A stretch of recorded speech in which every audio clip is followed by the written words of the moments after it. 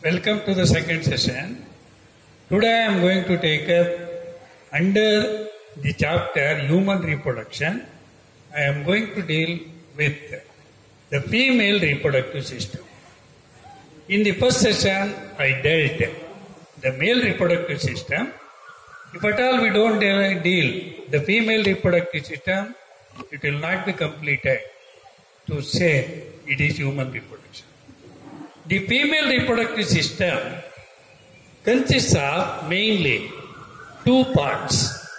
That is, one is said to be the ovaries and other is said to be the accessory ducts, and the third one part is said to be the external genitalia. Now, let us know about these ovaries. Ovaries are even called as primary sex organs, are even said to be the gonads. Remember, an individual to call as a female, she should possess a female sex organ by name, the ovary. Without a ovary, we cannot call an individual as said to be the female. As it is said to be the primary organ for her to call as a female, it is called primary sex organ. Whereas the term gonad is a general one. It covers even the testes and even said to be the ovaries. It is not a specified term. It is a general term covering both sex organs of either both the male sex organ by name the testes and the female sex organ by name the ovary. Now let us concentrate on the ovaries. How many ovaries are there in a woman? There are said to be 2 ovaries in a woman, which are found in the lower abdominal cavity. In the first session itself, I told you that after this diaphragm, so above diaphragm, this is thoracic region. From here afterward, this is said to be the abdominal cavity. Here we find an umbilicus. Above umbilicus is said to be the upper abdominal cavity, and the region below it is said to be the lower abdominal cavity, or even we can refer it as what? Pelvic region.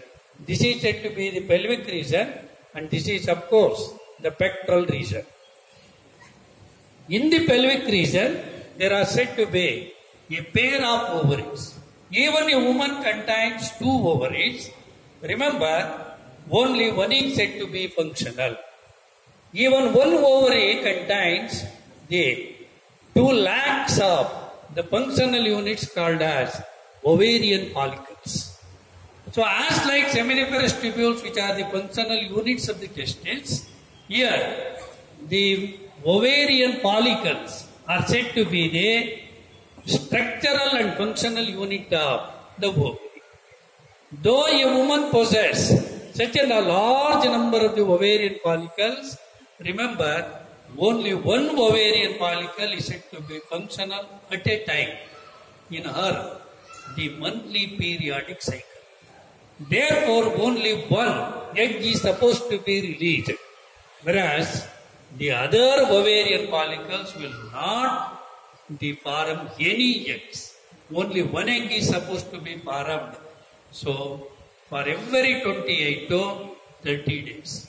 Imagine if at all those 12 lakhs of the ovarian follicles are functional and 2 lakhs of the eggs are said to be produced by a woman. What may be the population number? So today we are facing the population crisis already, even by the formation of only one egg at a time. If at all are said to be functional, you cannot imagine the population size. Hence, the nature is said to be great. So, thereby it restricts the development of the egg to only one at a time. Now, the ovaries are get attached to the abdominal cavity by a connective tissue by name mesovarian. So, mesovarian is the connective tissue which attach the ovaries to the abdominal cavity, thereby the ovaries can be held in its position. So next, this is supposed to be the ovaries. Now let us come to the accessory ducts. Accessory in the sense additional. These ducts are said to be helpful. They are nothing but tube-like structure through which egg can be passed.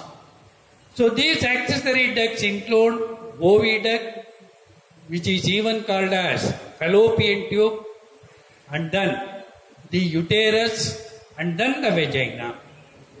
Now let us take up one by one. Oviduct is otherwise known as the fallopian tube. It is extending right from the closer the region of this ovary and ends into the uterus. This fallopian tube is a narrow tube consisting of three parts. The distal part is supposed to be the infundibulum, which is a narrow one. This infundibulum leads into a swollen or dilated region by name ampulla, and then ampulla narrows down and open into the another region by name isthmus. Isthmus ultimately opens into the uterus. Observe the anterior end of the infundibulum that produces number of what? Finger-like structures called fimbriae. So fimbriae means nothing but finger-like projections. So one of the filamentous structure projecting from the fimbriae is said to be get attached to the ovary. So from the ovary, actually the egg is released into the body cavity. Remember, there is no link between the egg that is released into the body cavity and that of the fallopian tube. Whenever it is released into this body cavity, in the body cavity there is said to be a fluid. And that fluid is called coelomic fluid or even body fluid. Egg is, remember, non-motile. It is not motile as like that of the sperm. It used to float in the coelomic fluid. And here, in the fimbriae is lined by minute hair-like structures called cilia. Whenever the cilia beats like this, to and fro, naturally a fluid current is said to be developed in the coelomic fluid that is helpful in drawing what? Egg into the fallopian tube. For example, a paper is said to be floating on the water, standing water. And if you do like this, naturally the water current is created and then that paper is said to be come towards you. Here it is said to be the fluid current which is helpful in drawing what? The egg from the body cavity into the fallopian tube by the beating action of the cilia. That is said to be the fallopian tube. Now, let us come to the next part that is said to be the uterus, or even called as what? Womb, where actually we began our development. We developed in the womb of this mother for a period of about 9 months. And this uterus is almost said to be an inverted, pear-shaped structure. And this is said to be quite wider in nature. And during delivery, remember, a uterus has the ability to expand its size 500 times of its normal size. And that is helpful in delivery of the baby or pushing the baby to the outer world. So then, this uterus is lined by an outer, what is known as the perimetrium. Perimetrium is nothing but an epithelial tissue or a covering tissue or a protective tissue that guards the uterus. And then the middle thick layer is called myometrium. Remember, myo means muscle. So this is made of muscles which are said to be the involuntary muscles.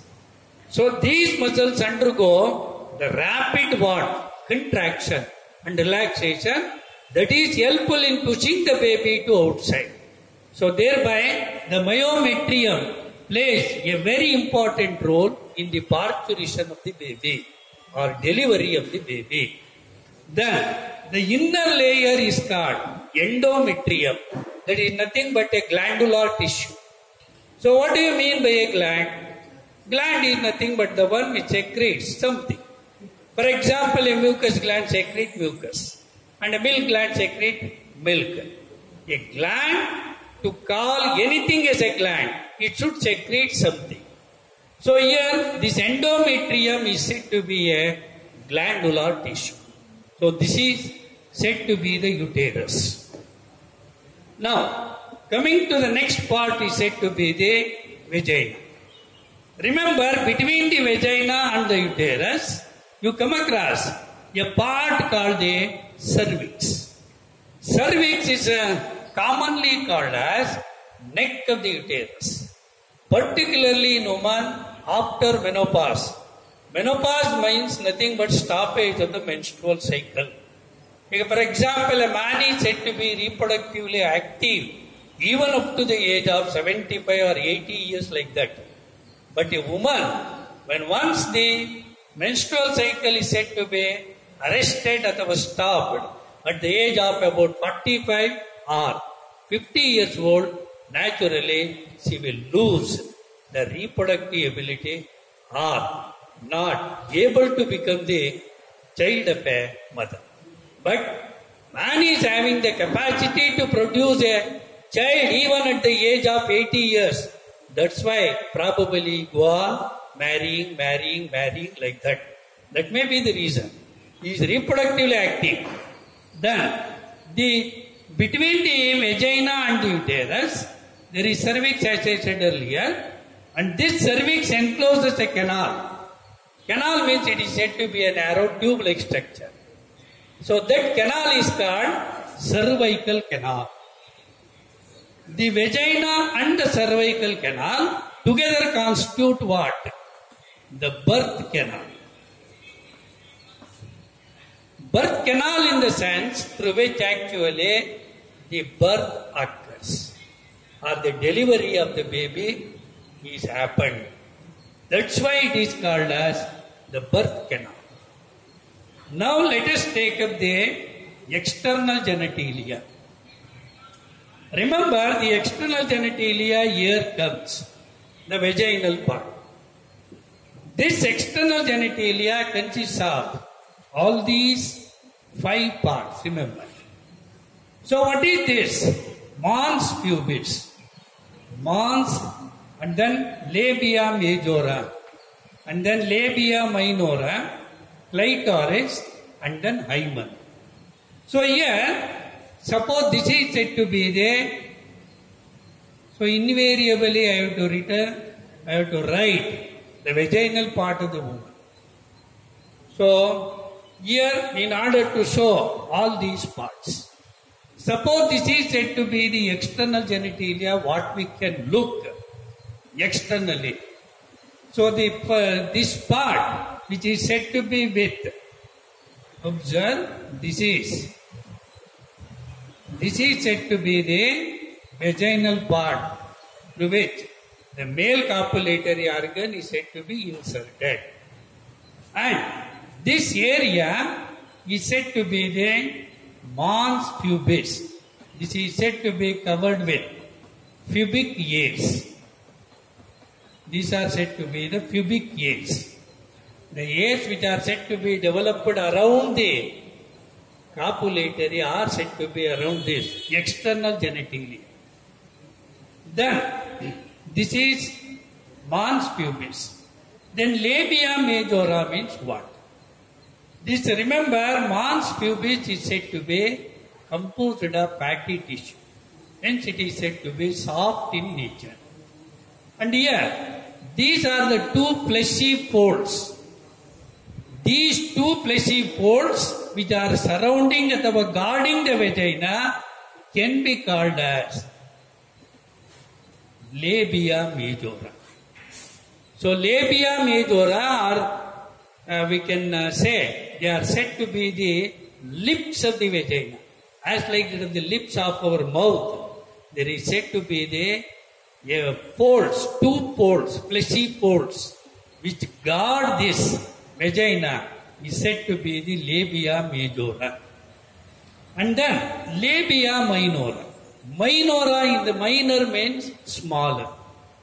So labia minora are said to be the two small, thin folds which are found internal to that, the labia majora. So inside the labia majora, there is said to be a pair of thin, small, the folds which are called labia minora. Now, clitoris. Remember, suppose this is said to be the inner folds which are said to be small, thin, called labia minora. Observe here, at this point anteriorly and posteriorly it is get fused.